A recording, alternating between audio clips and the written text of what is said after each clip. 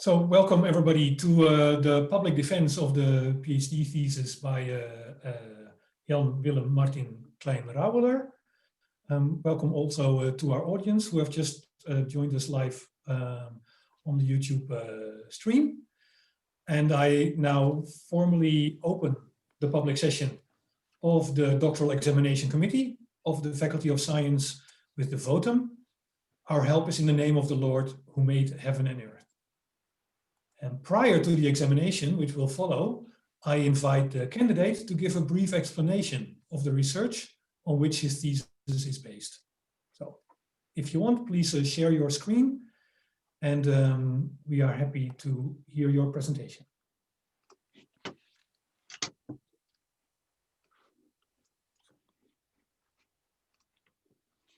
Director, ladies and gentlemen, family and friends. In the coming 10 minutes, I will give a brief overview of the research that has contributed to this thesis. Now, the application at the center in this thesis is online video streaming. And video streaming is a popular internet application, and estimations indicate that approximately 60% of the global internet traffic can be accounted to video streaming. Now, obviously, it's a good source for entertainment, but in a COVID-19 pandemic, as we live in now, it also shows to be an important tool for education. Lectures can be pre-recorded and then watched on demand. And also PhD defenses can be streamed live. And even though we're not at the aula of the VU today, it allows you to be there and still follow my defense.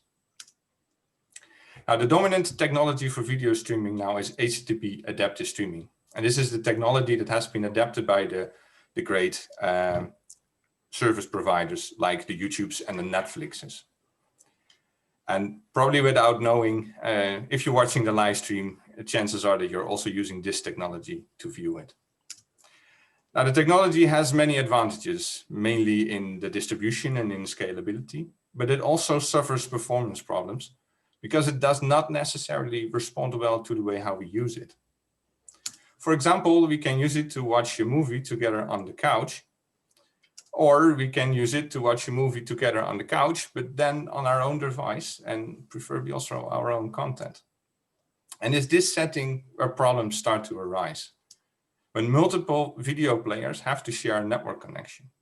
And sharing a network connection means that each player itself has to select the video quality in such a way that it fits the capacity of the network link. Now, the algorithms that do that in the player, they are called adaptation algorithms. And they estimate the available bandwidth and then change the video quality accordingly. But estimating the bandwidth is challenging. And as a result, we also see that video players are not that good at it.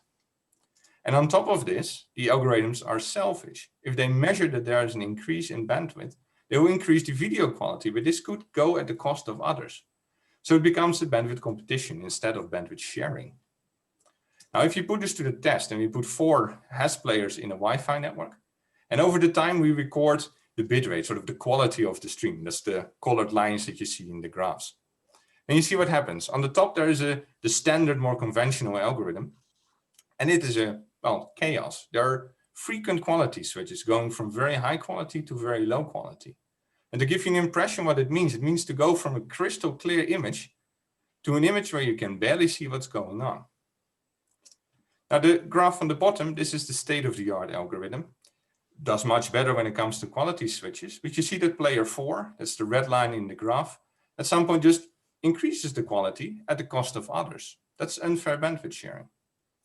And although it's not shown in the figures, if there's background traffic, players stream at a lower video quality than necessary, and sometimes they even exhibit video freezes.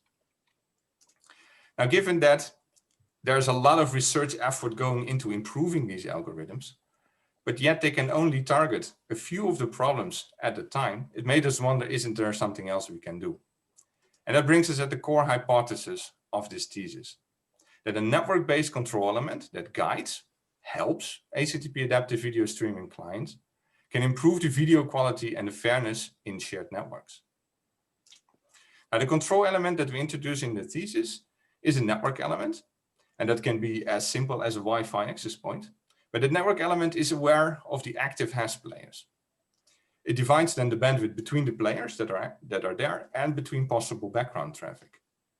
And then it helps the clients by providing what we call bitrate guidance. And that is them informing them what would be a good bitrate, a good video quality at the current network conditions. And in addition, it also configures traffic control to ensure that there is enough throughput for the video streams. The first implementation that we made is a proxy server implementation. And the proxy server sits in between the path between the player and the server. And it inspects the video traffic to learn about the players that are there. And when the video player requests a next piece of video, it can intercept the request and also modify it. For instance, to change the video bitrate when it is too high. The second implementation we refer to as the SDN-based implementation. And this one works a little bit different. It's an out-of-band control node, so it doesn't have to rely on inspecting the video traffic. And this is good. This is good for your privacy. We don't have to see what's going on. And it also allows us to make it work with encrypted video traffic. And it communicates directly with the hash player to learn about it and to inform it about the target bitrates. It also communicates with programmable network hardware to configure the traffic control. Now, if we repeat the example with the 4 players in the Wi-Fi networks, now you see our solution in the bottom graph. And as you can see, there's no unnecessary quality switches.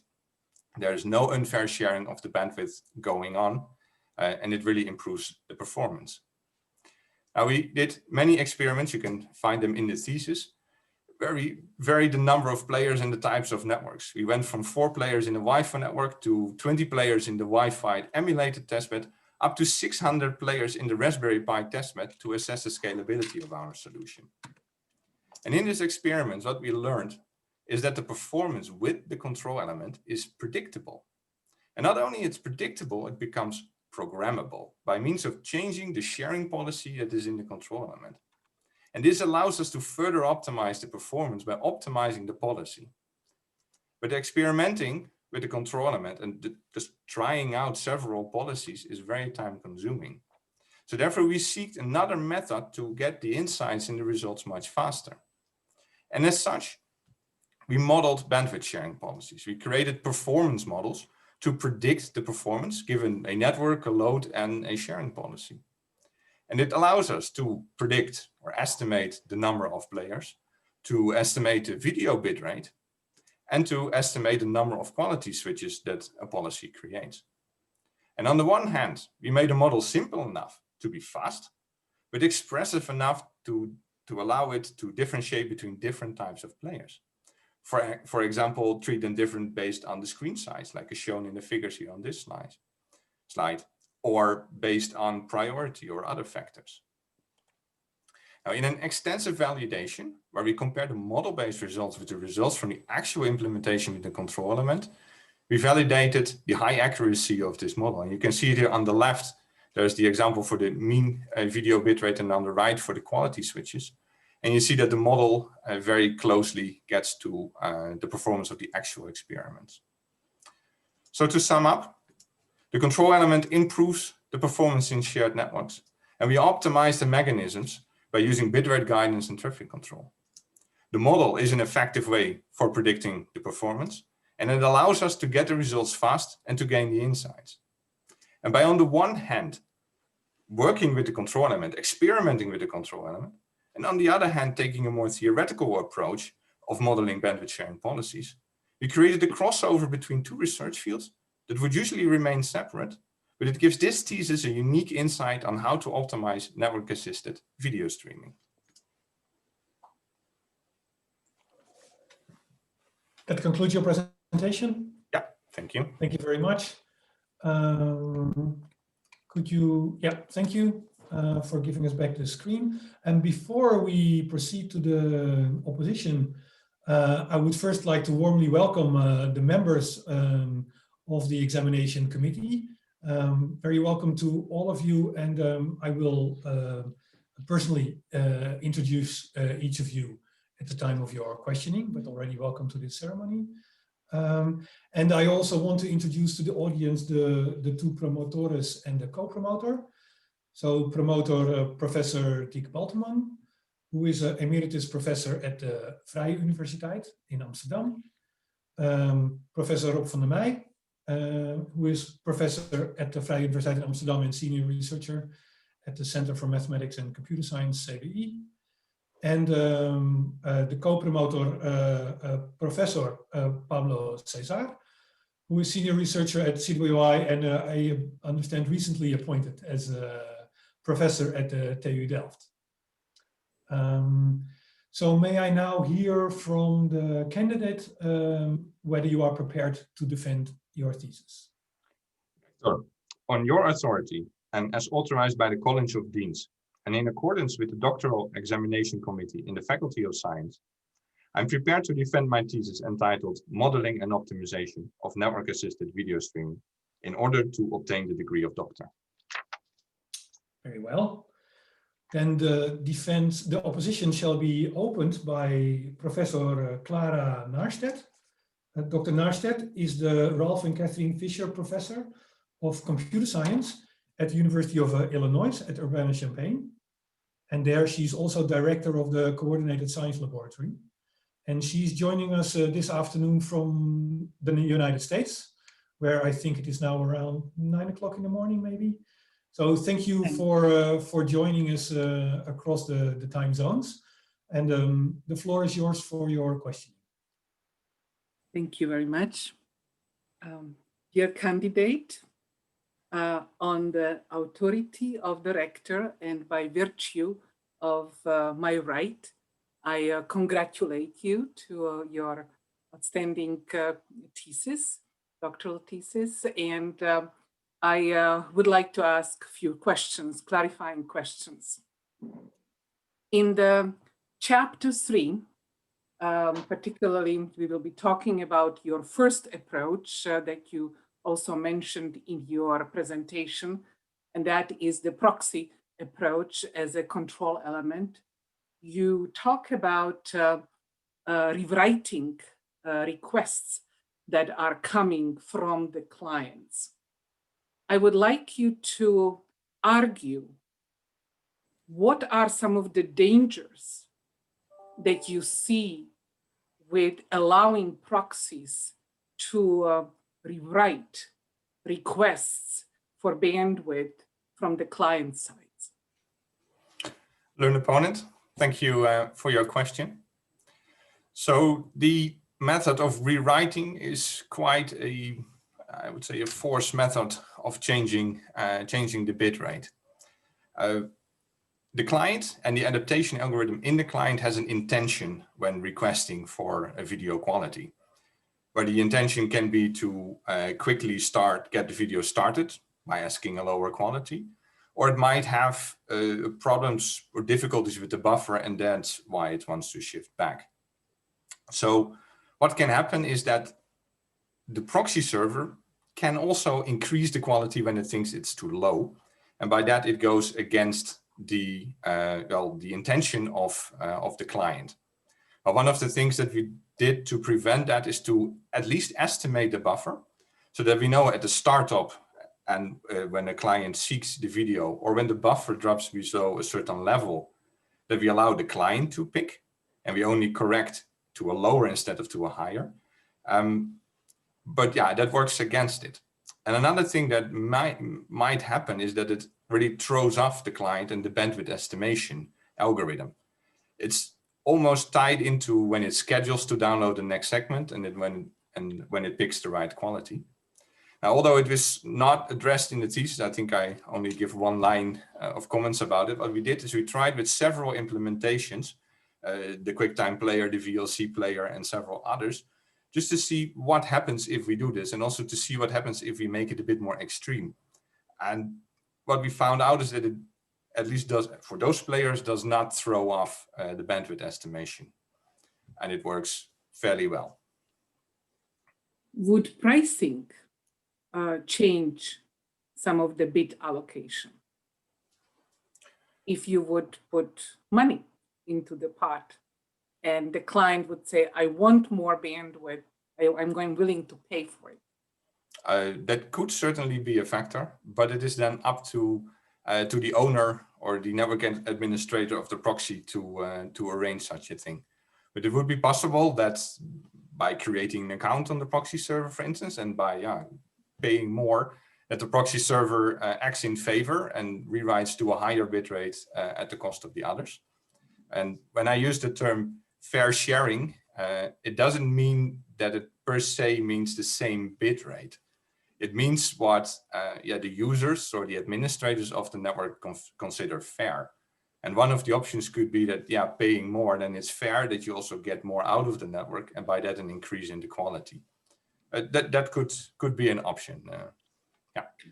Thank you.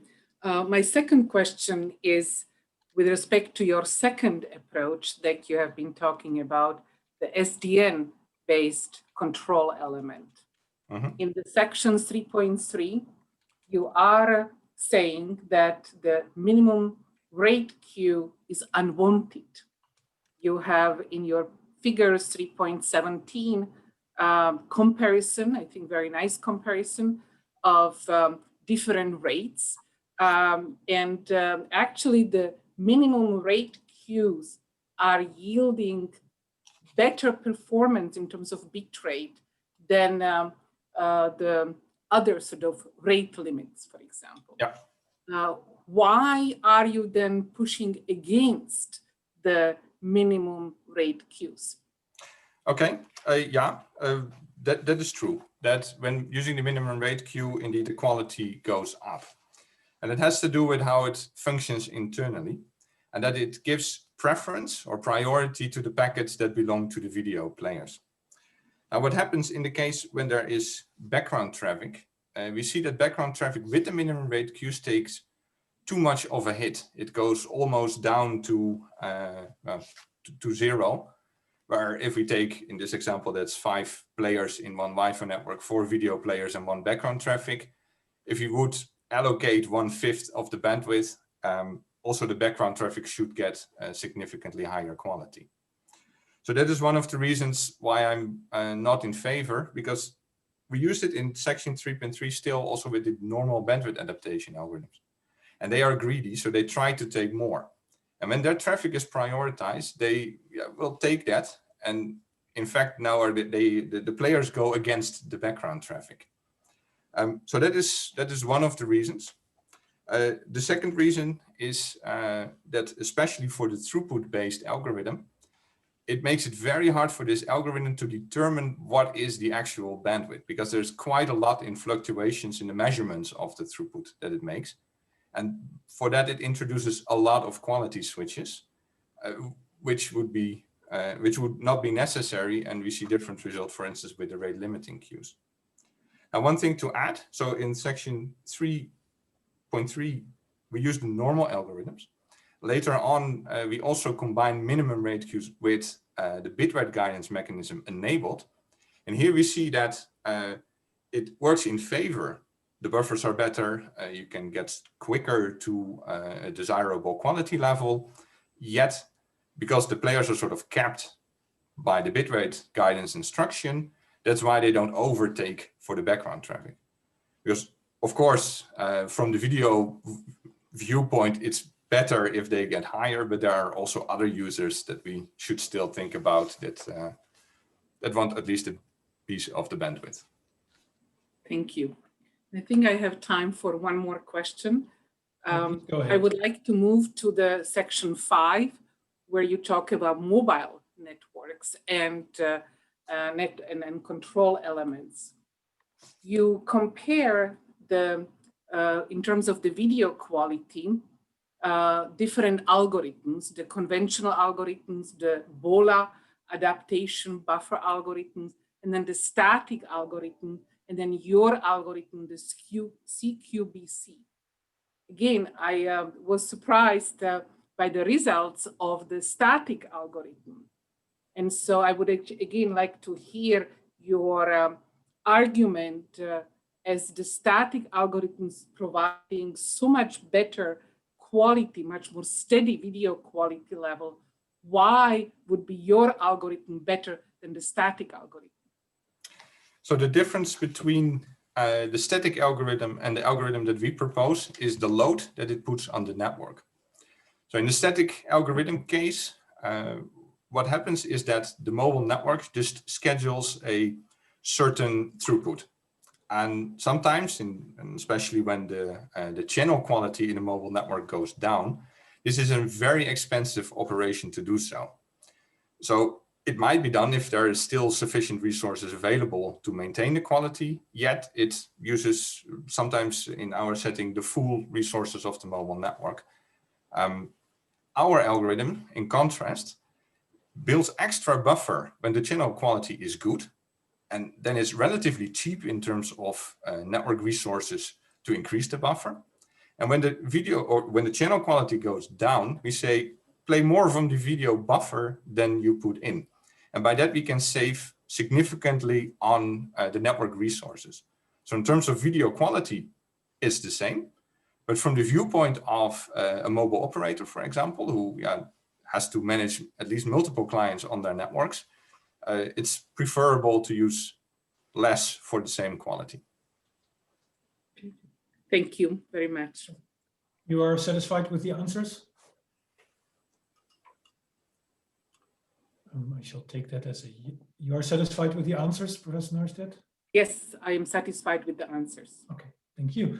Then we will proceed the opposition with Professor Sape Mullender. Professor Mullender is an emeritus professor of distributed systems at the University of Twente. And I have been assured that this is his official title, Chief Cook and Bottle Washer for Emerging Technologies and Incubation at Cisco in Amsterdam. And please correct me if that is not your official title. Please proceed with the opposition. Thank you, Rector. That is indeed my title. I've tried to make it official and I finally succeeded. I apologize for my not quite academic attire. I was hoping to be in Amsterdam for the occasion. That was not to be so. So I'm afraid this was the best I could do here in rural Italy. On the authority of the rector, and by virtue of my right, I would like to question you on the issues that arise when your control element is deployed at scale.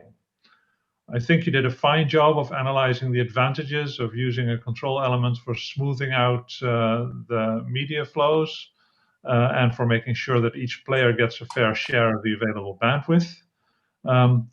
You presented two ways of introducing that control element, one as an HTTP proxy, the other as an Sdn controller. And my first question to you is how you imagine using those solutions at scale. And by scale, I mean media players that are not in one house, for example, but in one street or one town or a very large office building. And let me ask you first about using an HTTP proxy in such a setting. Is that realistic given the advent of HTTPS? And how and where would that proxy be deployed? Learned opponent, thank you for your question. This is indeed an interesting topic. So for the proxy server, especially compared to the SDN-based implementation, it is rather compute intensive. So depending on how it is deployed, and in the simple case, in a small network where there's not much going on, you can let it inspect all the video traffic. But it also means that it has to take every HTTP request, process it, and forward it to find out is it HTTP depth streaming or not. One way of making this slightly more efficient is for certain domains of IP addresses only pass that traffic to the proxy server. But it still remains to be a fairly compute intensive process. And in the proxy server, there's another thing that makes it a bit more difficult to scale. And that is that because it maintains a state. It maintains state about the number of players. It has to be able to get the segment request out. So at least the URL pattern or the actual list of URLs have to be in there. And where a normal HTTP proxy would easily scale via horizontal scaling, just placing it next to it behind the load balancer, such a proxy would require extra work. So it could be that the proxies themselves act, but there should be then a unit on top of that as more coordinating that contains the state and then instructs the proxy servers what to do. Now, with respect to HTTPS, one of the reasons that we went on and searched for the and came up with the SDN-based solution was actually HTTPS, because especially with the newer versions of HTTPS, it becomes more and more difficult to, especially when putting a transparent proxy server in between, to decode the traffic and to inspect. And there might be options. It might be that if, in the case of a set-top box from the operator and from an operator also the proxy in the network, that the operator can configure a certificate for that specific proxy server. But for normal consumer hardware, it would require an extra intervention. It would require a configuring step. So yes, exactly. And I think clearly you realize that HTTPS is the up and coming thing, and that HTTP is a dinosaur that's dying out, especially for this kind of streaming, because everybody watches Netflix and everybody watches Amazon Prime and it's all HTTPS, clearly and obviously. So I think you might have pointed that out in your thesis a little more carefully, because now you are. It's almost as if you're cheating and hoping that the readers will think that HTTP is a fine protocol for this. But okay, having said that, let's go to the real thing, which is the Sdn controller.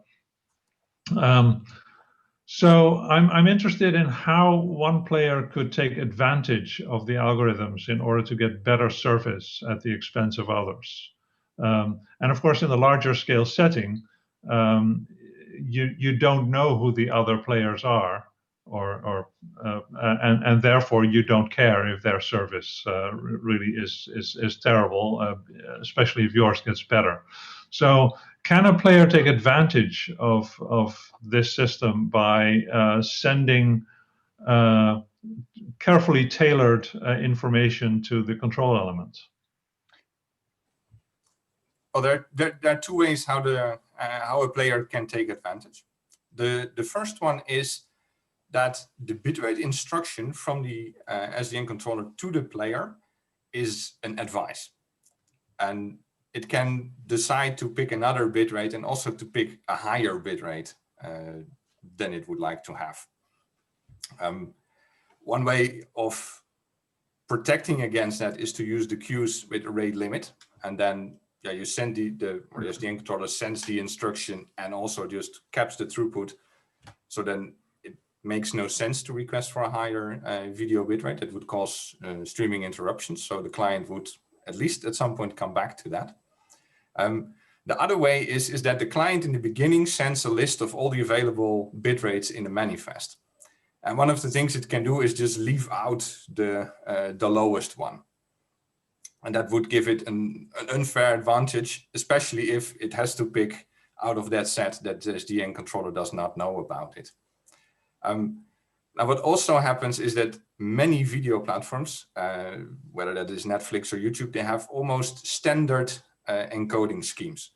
They tune it a little bit to get the sort of the best performance versus the video quality. But it would be odd if a player suddenly reports, no, I only have very high bit rates where all the other players don't, and where it's common that they have at least one of the lower choices. And one of the things that we can still do in those cases is say, this is what we can offer from the Sdn controller on, even if that is then lower than the lowest reported bitrate. And then it's up to the client to decide we can stream now or not. That could be one of the options. Okay. Another question is, how does a player, especially in a large scale setting, find the control element? How does it discover that there is a control element? How does it talk to it? Yeah, the solution that we tried for our system was by using DNS. So having a known domain name where to find the control element, and then having a system for every, in our case, then more local setting, but it could also for a neighborhood or for a provider access network to find this. This would, for instance, also be the approach how 3GPP in mobile networks advises it to do. The problem with the DNS solution is that if a client uses its own DNS resolver, it might not resolve to the right point. So one of the options there would be it's a bit of a hack, but it would be one IP address that would either route to a Sdn controller saying, I'm sorry, I cannot help you.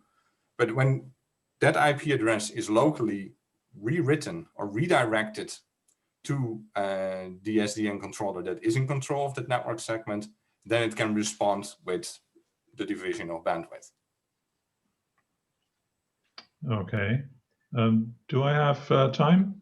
Yeah, feel free to ask another question.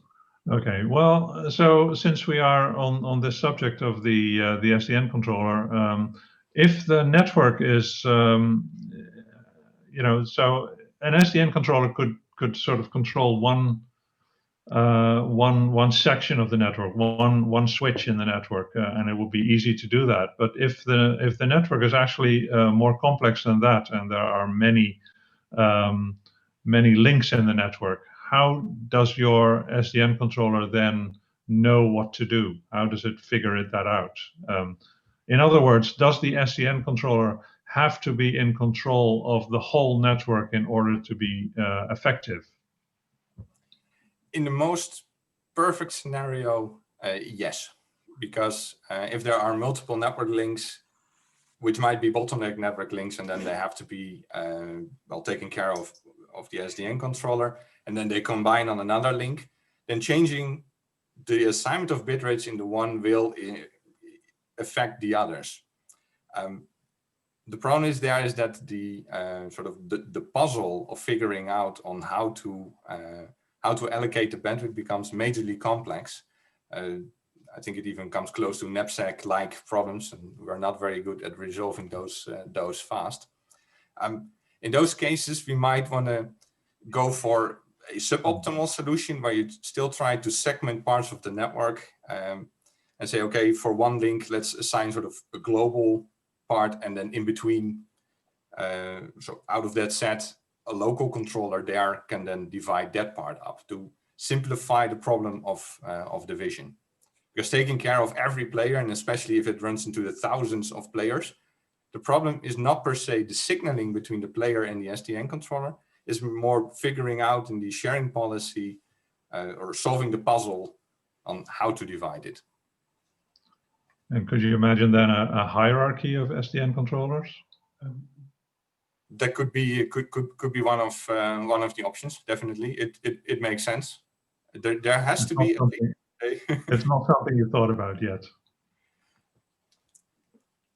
Well, what we did in the thesis was it's a fairly strong assumption to assume that the bottleneck is at the edge of the network.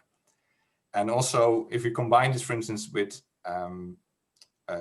content delivery networks, which we also see moving further from the core towards the edges of the network, then the path between the client and the server also becomes shorter, and there are just less network links to cross. So we did not want to consider the case of the whole internet or the backbone of the Netherlands. Those scale, but much smaller than that. And that's why we also did not need per se the hierarchy. Right. Okay. Well, thank you very much. I have no further questions. Okay, thank you. You satisfied with the answers? Perfectly, thank you. Thank you. So after opposition from the United States and from Italy, we will now continue with opposition from Amsterdam by Professor Sanjay Boulay. Sanjay is a colleague and a professor in business analytics at the Department of Mathematics at the Vrije Universiteit. Sanjay, please, the floor is yours. Thank you, Chairman. On the authority of the rector and by virtue of my rights, I would like to exchange some thoughts on your thesis with you. But before doing so, I would also like to congratulate you with your work. You deal with some interesting topics in video streaming, and given these weird Corona times, I think the topic is very timely. Your thesis is also very accessible with interesting results and applications, and I enjoyed it very much. and I learned a lot from your thesis, certainly as a mathematician. But I also have some questions. So my first question pertains to HTTP version 2. These protocols that you describe, this HTTP adaptive streaming protocol, it suffers from the fact that it cannot terminate an ongoing segment transfer. But in HTTP 2, this is actually enabled. So my question is, will HTTP 2 solve some of the problems that you study in your thesis? Can you comment on this, please? Learned opponent, thank you for your kind words about the thesis and for your question. HTTP 2 might have that ability to halfway stop a segment download. The problem is that in order to get a decodable video stream, segments have to be complete. So downloading half a segment and then interrupting it means that the next segment download should start at the same point and has to re-download, well, the same half of it. And it's unfortunately not possible to take half of the one and take half of the other and then put them together, because that would give artifacts in the stream. So the fact that you can interrupt it does not change it in a sense. And it might even happen that while interrupting it, and also that we see that happening in the open source players that are around, that there's sort of an emergency mode that if the download really takes too long, you just abandon it. But it requires another download, and in total that means downloading more than that you started with. Okay, and your experiments were they performed with HTTP or HTTP 2? It was HTTP 1.1. Okay, okay. So, well, if you think about fairness, right? On page 52, you define an unfairness metric.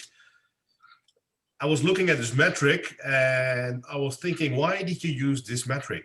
I would say from a game theoretic perspective, maybe you would like to maximize the minimum bitrate over all players, right? But the metric that you use in your thesis is different. I don't think it's equivalent. So can you comment on that as well? Why did you use this metric?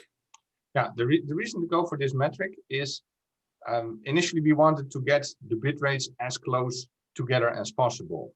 And that was in the field and in benchmarking adaptation algorithms, more or less the goal. So there were many papers, research works on getting that to happen. And then this metric would help by it. And it's also a metric that we took from another paper to make it more comparable on the performance that, well, their adaptation algorithm yields and what we can do with that. So the main reason that was at that time more common, but also later in the thesis, you can see that we abandon the metric and we're much more interested in see how can we treat the devices differently.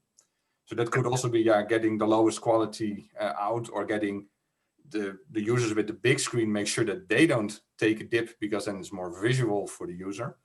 And that turns out to be much more interesting than only selecting the exact or the closest bit rate. Right. So actually, I think you partly answered my next question. So in chapter 4, where you develop the multi-rate model, the Erlang multi-rate model, you try to optimize this bandwidth sharing, and you calculate different performance metrics, but the fairness metric is lacking. So is that exactly because of the reason that you just specified? Not entirely. Yes, it plays a role, but also the fairness metric is, in that sense, very easy. It's the simplest system, and it also does not. We don't need to have the model with the different classes to compute if we treat everyone the same and just pick the same bandwidth. So there are much more interesting cases. So what about the quality of experience, right? So you just mentioned like users with a big screen shouldn't hog up the whole network by using a lot of bitrate. But I can imagine that if somebody is at a lower bitrate and has a somewhat lower quality of the screen, if more bandwidth becomes available, you might want to stay at that bitrate because, well, changes in all the, I mean, switching to a different rate might mean also that the user experiences a different screen. Although it's a better screen, you know, you don't want to have these changes. Yeah. So are your policies geared towards quality of experience as well? They're not specifically they are geared to quality of experience in the sense that we look at the factors that contribute to that. That's the video bitrate, the number of switches, video freezes, which under the policies that we analyze don't happen, but they are part of it. So yes, the goal is to increase quality of experience. But what we did is in the policies that we have now, what we analyze is the number of quality switches. And there are several figures and they barely, I think they go maximum at 3 quality switches per minute, which is not very often. And if we then go into the works that define, okay, when is a quality switch appreciated and when it is annoying, we see that every policy, at least that we considered, stays below that threshold of becoming annoying. And it is actually appreciated, especially when the quality goes up, to still make the change. Now, if there would be a policy where it very aggressively switches, and that can be in cases where the number of players quickly changes, that will come out. And then also, the results of our model will indicate this is a point where many switches happen. And that is then the point to look and further tune the algorithm and say, okay, maybe it's better not to do this or to move it to another part. But the model that is in the thesis allows to find those spots and take them out. Clear. I had another question about this adaptive streaming protocol. So if you look in literature, people point out that the chunk duration is usually a fundamental issue with this streaming protocol. Yeah, you would like to have long chunk durations because then you get more information about the network, right? You get a more accurate bandwidth estimation. But then, of course, the disadvantage is that you cannot react quickly to network changes, right? Because you have these long chunks. Yeah. But if you go for really short chunk durations, the download is really quick, but you cannot probe the network maybe as well as you would like. And I was thinking, by introducing a control element, you still have the same problem, don't you? Can you comment on that, please? The problem remains in the sense that the player cannot get enough information out if the segment duration is very short. Especially with the use of TCP, there is a bit of a ramp up time that gives at least some skewed results. So the player still has, well, the wrong view of it. But that's then the nice thing of the control element, because the control element can see what happens on the network link, can see all the players, it can see the background traffic, which are usually longer lasting flows.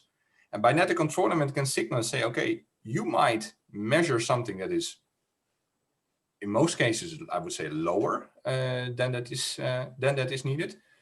But because I have a better view, you can take this bit rate and go on with it. Now, that is the first help. The second help is the traffic control.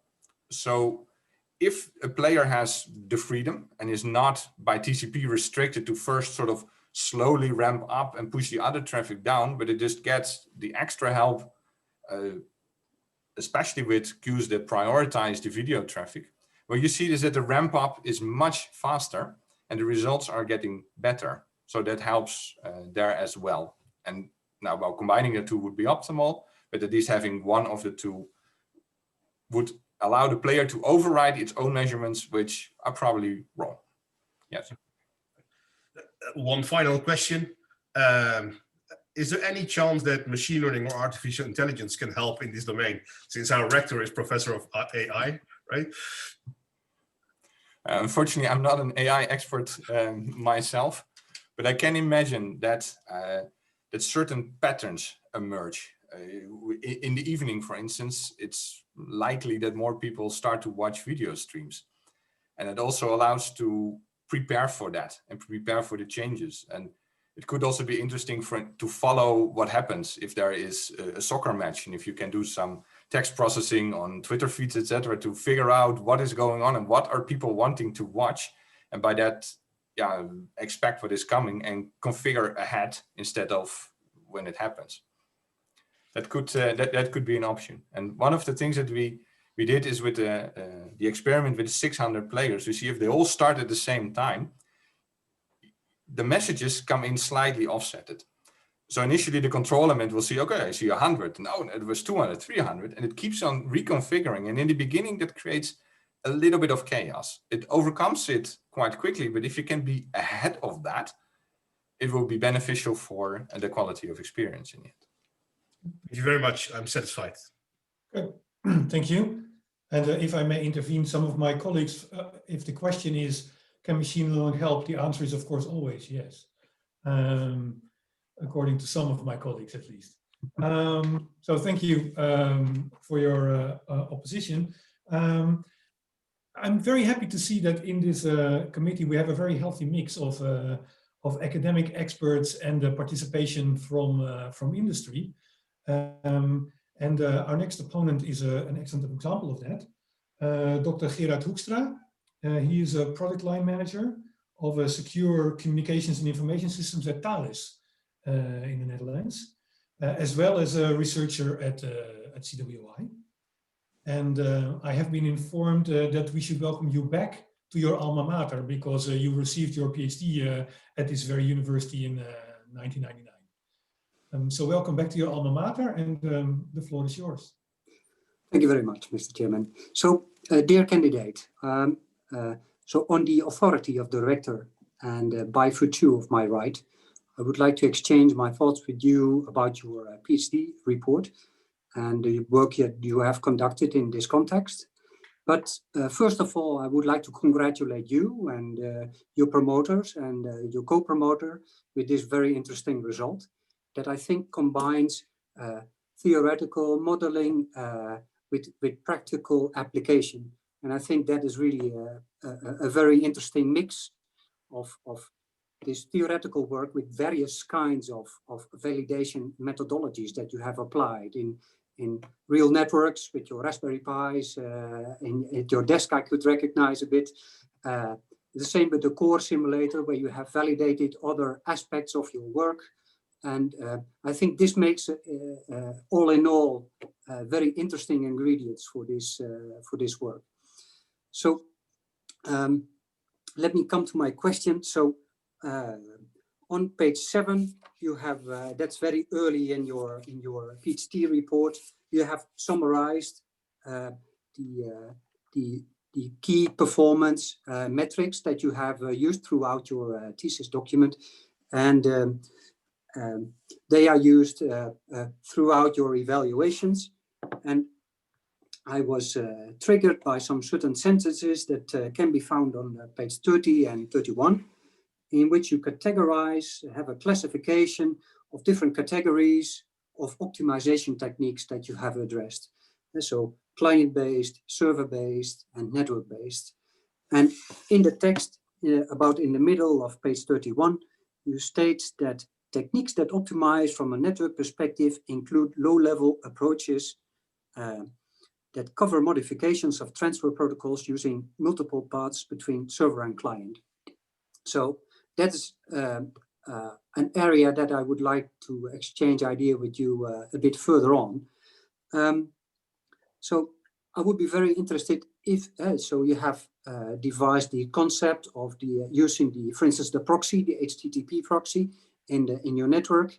And can you maybe indicate if there would be a potential benefit and how you could design or develop, apply your concepts maybe in a network on utilizing, let's say, multiple paths? Would this be of benefit? Would this not be of benefit? What is your idea on this? Learned opponent, thank you for your kind words and for your question. There could be a benefit. We have seen several research works trying to do multipath TCP from the client perspective. unfortunately, the improvements were not what was expected. There's like minor and sometimes even lower. I think a case for behind the proxy server, so more in the access network or maybe different access networks, could be interesting, because there could be a request coming from the proxy server to the proxy server, and the proxy server can anticipate what would be the next request.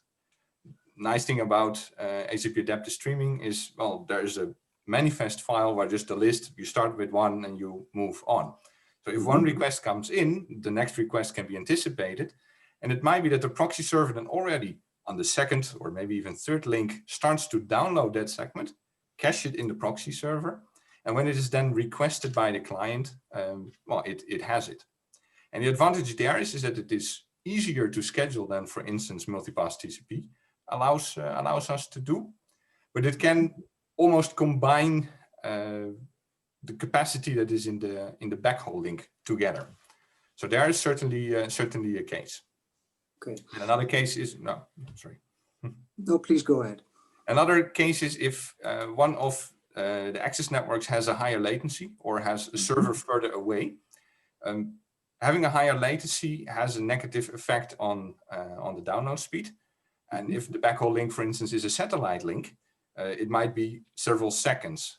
At the moment, what we see is that users are already annoyed when the video does not start within 1 second. So having several seconds delay to start up would be bad.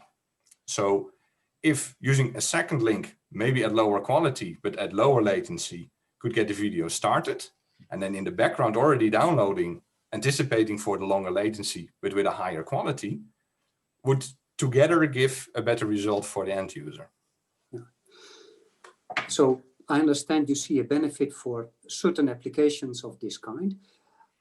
And I see that there could be a quality improvement that indeed is the result of such an optimization. Aren't you afraid of any implications on the fairness towards other users when applying such an approach?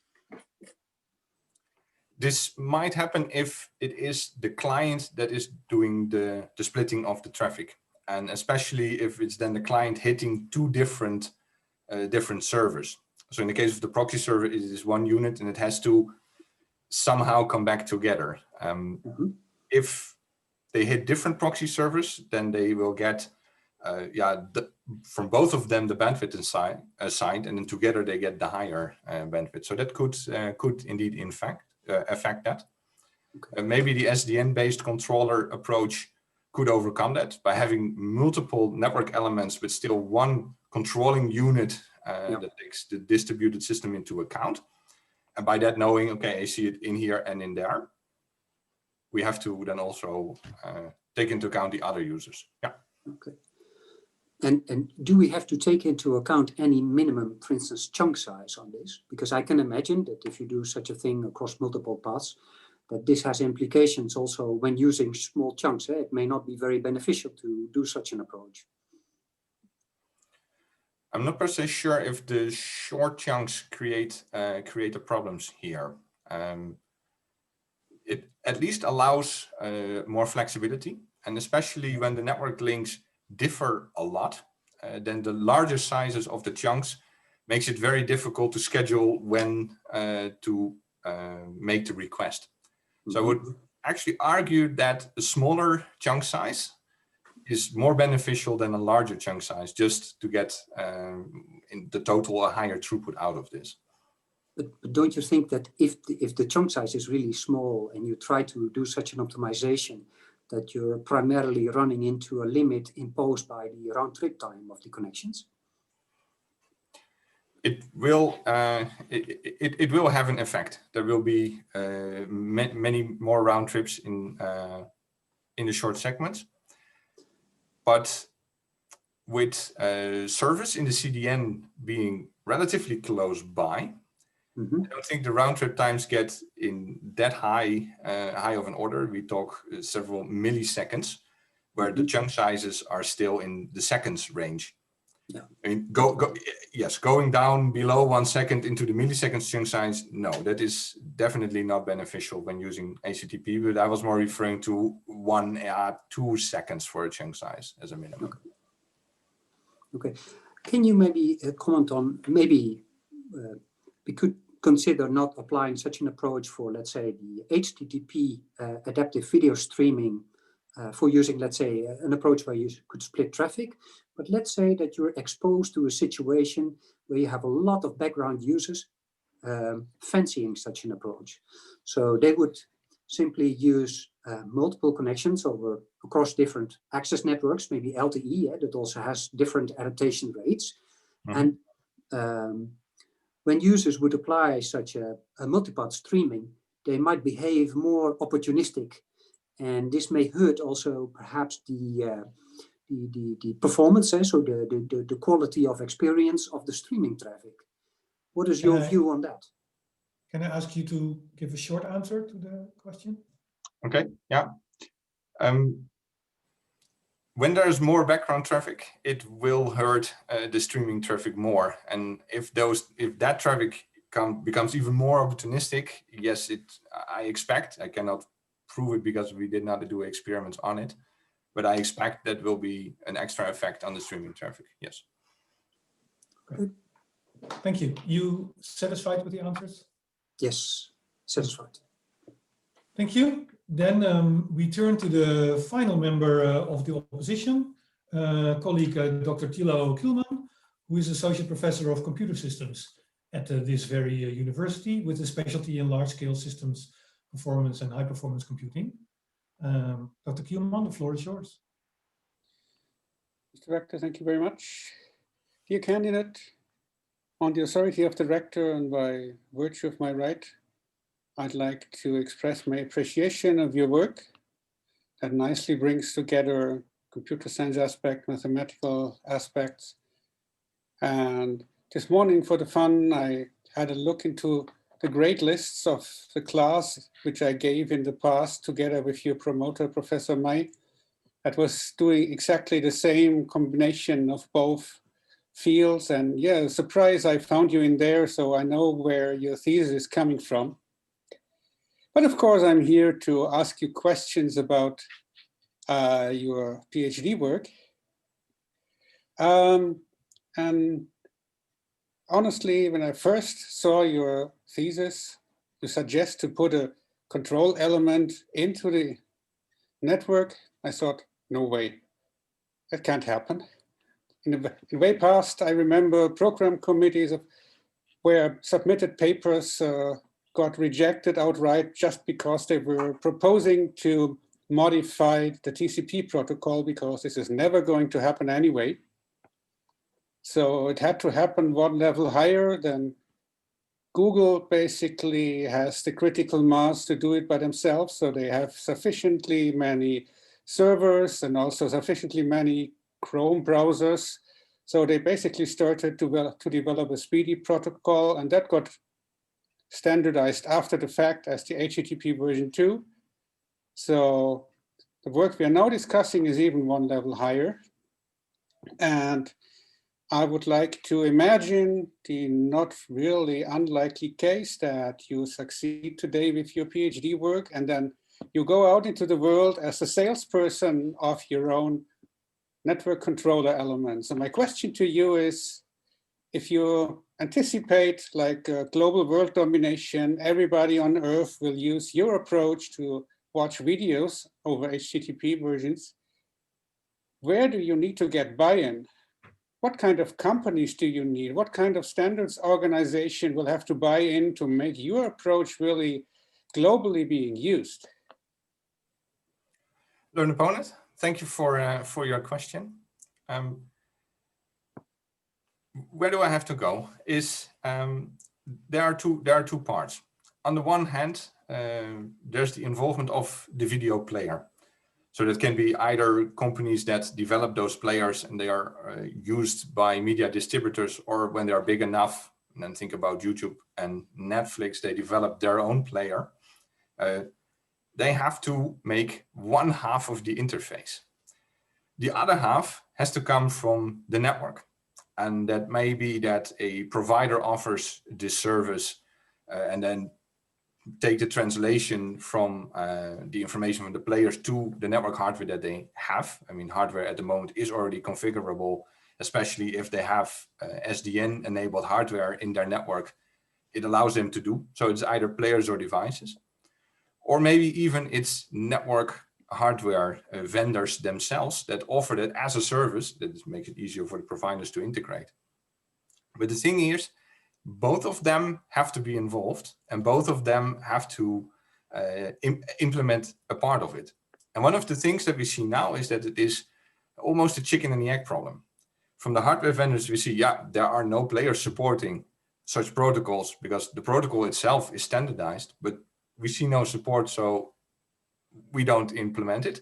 And from the player side, if we talk to people from Netflix, they say, yeah, I have not met a provider yet that offered me the service. It's a bit of a standstill and they're looking at each other, and it would be very good to bring them together in a fora. And unfortunately, if you now look at the standardization fora, they're not per se organized that all those people are together in the same room with the network experts and the media experts on the other side. Fora est. But that would be the way to go, to bring them together.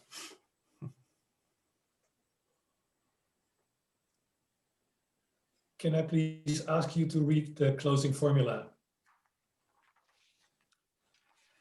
Now that my defense has ended, I sincerely thank the opponents for the attention they have devoted to my thesis. I now look forward to the decision of the doctoral examination committee in the Faculty of Science, which will decide whether the degree of doctor will be granted to me. Thank you. Let me explain to the online audience that in the next stage, the committee will withdraw for internal deliberations, but please stay online because we will be back with the results of our deliberations. And I hereby adjourn the public meeting of the Doctoral Examination Committee of the Faculty of Science for further deliberations.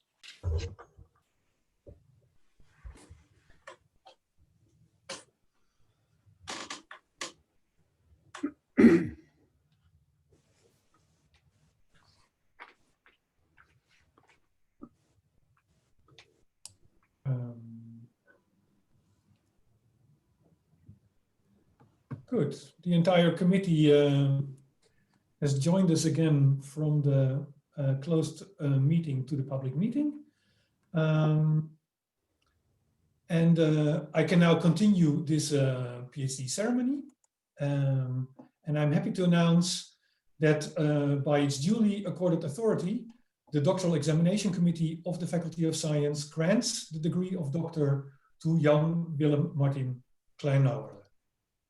And Professor Bulteman, appointed by the College of Deans as supervisor, will perform the investiture.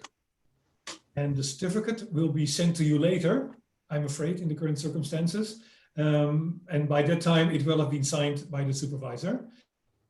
And I now request colleague Bulteman to resume the ceremony. Professor Bulteman. Here we go. For this kind of formality, I get to wear my hat. And Jan Willem, I will do the investiture in Dutch for you. En het goes as follows. Uit kracht van de bevoegdheid door het statuut van de Vrije Universiteit mij toegekend, verleen ik, en ook namens tweede promotor, professor Van der Meij en co-promotor en dagelijks begeleider, professor Cesar, als de daartoe door het college van decanen aangewezen promotor, aan u, Jan Willem Maarten Kleinrouweler, de graad dokter. Ik verklaar u in het bezit van alle rechten door wet of gewoonte aan deze titel verbonden. Ter bewijze hiervan ontvangt u straks een diploma door de rector magnificus en de promotoren ondertekend en voorzien van het grote zegel van deze universiteit. Thank you. And now I would like to invite Professor Pablo Cesar to deliver the laudatio. Great. So, Willem, now you can relax. You should be proud. You've done amazingly well. So I know that this is not what you expected. Obviously, you expected a real ceremony in a real building with the people, and I understand that it's a bit difficult to convince a camera that your work is actually very good. But I think you did convince the camera and the committee. I think as well that this whole situation as well, it just gives much more importance to the type of research that you've done. So I think that it becomes clear that remoteness is not anymore an option, but actually there is a lot of urgency and necessity for the type of research that you've been doing. I want to start like by the beginning, right? This Dick always get a lot of money. So at some point we had a whole lot of money we didn't know how to spend. And in that moment we just said, okay, let's fund ourselves a whole PhD, right? You were doing the master thesis with us. So of course you were doing a very good thesis on media synchronization. And Dick actually wanted you to do the PhD. So we started that. I think that was the best decision ever. I mean, it's obvious that you've done an amazing thesis in many ways. And it's clear that, the contributions that you had, they are very, very strong. So I know it's not been an easy journey anyway, but I mean, life is not an easy journey. But I'm very happy of being part of all of that. I think that you manage very well, and I'm happy where you are right now. I think for the thesis, I will just highlight 3 main aspects. The first one is the combination of computer science and mathematics. I think that your thesis is a clear example of that, which is actually a mission of CWI. So I think that the whole way in which you actually work, it really helped into creating that atmosphere in which both mathematics and computer science were mixed in a proper manner. You were very clear about that, right? After doing your master thesis, you say, well, I really want to work with Rob and stochastics. So it was amazing to bring Rob, and of course he brought all his knowledge and background in stochastics, but I think they have helped you so much. The second one is that it's multidisciplinary. So you use all kinds of methodologies. If you need to do simulations, you do simulations. If you need to do actual testing with users, or if you need to take buses in the US in order to gather all kinds of data sets, you just do that. And that's fantastic. But of course, it comes with a price. I mean, we in the group, we always say, oh, multidisciplinarity is the way to go. But if you remember in the beginning, you just got rejection after rejection. I always believe in you. I knew that you were going to do the right thing. So there was, I actually had no problem whatsoever. But I think that's a core thing of your thesis as well. As well, what it brought is that after a while, you just got best paper award after best paper award. So that's what you get. I mean, a bit of suffering in the beginning. The last thing that I want to remark is your ability to actually find the right collaborators. And I think that's been instrumental to the whole thesis. I think Sergio was quite relevant actually to help us some framing and doing certain things in the way that actually the angle that we took with the thesis. But then as well, you got Hans and Britta, and each of them, they helped you a lot in order to position the thesis, right? It's a very large thesis, it's very complex. So then all the help that you got in order to understand a mobile environment, different context, all these Raspberry Pis that you were just occupying a whole room in my lab, which was very difficult to justify. So I think that this finding the right collaborators is of course, is an amazing quality, but I think as well, is the only way in which the thesis that you had in your mind could take place, right? Because it really needed all those other people, all those feedback in order to create something that mixes computer science, mathematics, that is multidisciplinary, but as well, that it goes beyond the home environment that it was initially what we had in mind, and you really extended in a very, very good way. So I'm very happy. I know sometimes, of course, I was very worried that you wouldn't finish, but I think we all supervisors have those issues at some point, right? At some point, you find love. At some point, you find a new job. At some point, so yes, that's life. It's how it is. But I'm really happy that you actually took the time in the end to just write it down, to do an excellent job, because you didn't only write it, so you didn't finish itself. You rounded it up, you round it in a manner in which actually is a fantastic thesis that you should be incredibly proud of. I wish you the best. I think you have a great job now. I think you have found your place, and I think that's actually in life the most important and only important thing. And a thesis is just a thesis at the end of the day. So I'm very happy for you, and I wish you the best for the next. I know you're going to do great, whatever you decide to do. So. Great. Thank you very much. And to these congratulations of the supervisor, I gladly add the congratulations of the Council of Deans of this university. And I have already said this in the closed meeting, but I also want to express in public the gratitude of the university to all members of the opposition committee for their work in honestly assessing this scientific work. The doctoral examination ceremony is now completed. And by pronouncing the doxology, I would like to close this public session of the Doctoral Examination Committee of the Faculty of Science. The name of the Lord be praised to all eternity. Many congratulations.